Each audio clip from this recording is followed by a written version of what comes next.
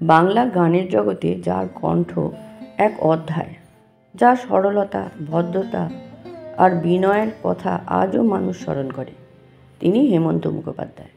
কিন্তু আজ আমরা জানব সেই হেমন্তকে, যাকে একজন গায়ক নয়, একজন মানুষ হিসেবে দেখে গেছেন সঙ্গীত পরিচালক অনিল বাগচি। এই ভিডিওতে তুলে ধরছি অনিল বাগচির স্মৃতিতে হেমন্ত মুখোপাধ্যায়ের সেই বিস্ময়কর, বিনয়ী ও মহান শিল্পী সত্তার এক অজানা অধ্যায়। বৎসরের কাঙ্ক্ষিত ঋতু শীতের আমেজ আসে হেমন্তে, পায় পরিতৃপ্ততা, ধরণী হয় শীতল। ঠিক আপনাদের হেমন্ত মুখোপাধ্যায়ও আমার কাছে তাই। বহু কণ্ঠ কানে এসেছে, ভেবেছি এই কণ্ঠই বুঝি মানুষের মনকে জয় করতে পারবে। কিন্তু এই প্রৌঢ় বয়সে অবসর সময় যখন হেমন্তর কণ্ঠ কানের কাছে ভেসে আসে, চোখ দুটিকে বন্ধ না করে থাকতে পারি না। আমার ধারণা হেমন্তর যশের কারণ হলো ওর স্বভাব ও কণ্ঠের মাধুরতা। সত্যি ভাবা যায় না যে মানুষের নামের সঙ্গে চরিত্রের এতটা মিল থাকতে পারে। হেমন্তকে আমি বহুকাল ধরে দেখে আসছি, কিন্তু এতটুকু পরিবর্তন দেখছি না ওর চরিত্রের মধ্যে। সেই সাদা শার্ট, হাত গোটানো, পরনে ধুতি আর পায়ে চপ্পল। এখনও দেখা হলে মাথাটা হেলিয়ে অনিলদা বলে দাঁড়ায়। এতটুকু অহংকার নেই দাম্ভিকতা। সত্যি শিল্পী হওয়ার উপযুক্ত। আমার জীবনের বহু ঘটনার সঙ্গে হেমন্ত জড়িত, এবং আমার মনে হয় ওর জীবনেরও বহু ঘটনার সঙ্গে আমি জড়িত। আমার বহু ছবিতে হেমন্ত কণ্ঠদান করেছে। তার মধ্যে উল্লেখযোগ্য হলো সন্ধি, মানদণ্ড, তৈলঙ্গ স্বামী ও ঠাকুর হরিদাস।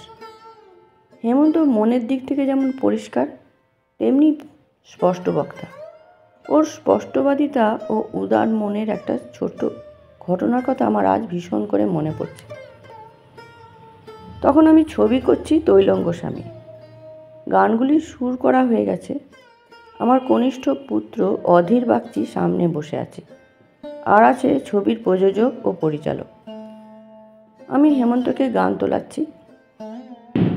গানগুলি তোলাতে তোলাতে কতকগুলি সুরের টান আমার চলে আসছে। বাংলাদেশের শিল্পীরা বলে এটা নাকি আমার শিল্পীদের জব্দ করার ইচ্ছা, কিন্তু আপনারা বিশ্বাস করুন, এটা আমার স্বভাব। সুরের মধ্যে উচ্চাঙ্গ সঙ্গীতের প্রভাব না থাকলে আমার মন ভরে না। যাই হোক, হঠাৎ হেমন্ত বলে উঠল, অনিলদা, এ সমস্ত গলার কাজ আমার আসবে না, কারণ আমি লাইট সং গাইতেই অভ্যস্ত। উচ্চাঙ্গ সঙ্গীত তো কোনোদিন শিখিনি।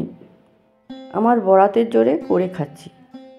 আমি অধীরের কাছে গানগুলি তুলে নিচ্ছি, আপনি বরঞ্চ একটু বিশ্রাম নিয়ে নিন। সত্যি সেদিন আমি স্তম্ভিত হয়ে গিয়েছিলাম। স্তম্ভিত হয়েছিলাম ওর স্পষ্ট কথা শুনে, আর স্তম্ভিত হয়েছিলাম ওর সরলতা দেখে। যে মানুষটার এত নাম, সে কিনা আমার পুত্র অধীরের কাছে গান তুলতে ইচ্ছুক।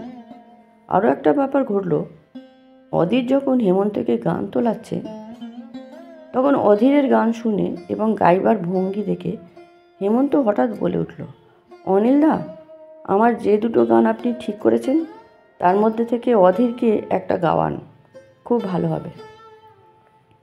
আমি প্রথমে রাজি হইনি, কিন্তু পরে হেমন্তের অনুরোধে এবং প্রযোজক ও পরিচালকদের অনুরোধে রাজি হতে বাধ্য হলাম। সেই গান সত্যিই পরে অধীরের এই উজ্জ্বল ভবিষ্যতের প্রথম কারণ হয়ে দাঁড়ালো। আজ অধীর অ্যান্টনি ফিরিঙ্গিতে ভোলা মারার গান গেয়ে যতই প্রশংসা পাক না কেন, ওর জীবনে হেমন্ত মুখোপাধ্যায়ের নাম চিরস্মরণীয় হয়ে থাকা উচিত। কারণ এই সুযোগ ওর জীবনে কোনোদিন ঘটতো না যদি না সেদিন আমি হেমন্তর কথা শুনতাম। এর থেকেই বোঝা যায় যে হেমন্ত যে সত্যি গুণী, তার প্রকৃত মর্যাদা দিতে জানে।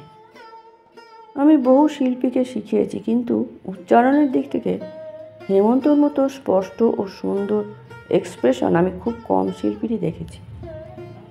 আমি প্রাণ ঢেলে আশীর্বাদ করছি ওর যশ আরও ছড়াক, এবং ভগবানের কাছে প্রার্থনা করছি যেন ওর সুমধুর কণ্ঠটি আরও কিছু বৎসর তিনি যেন মধুর করে রাখেন। নমস্কার।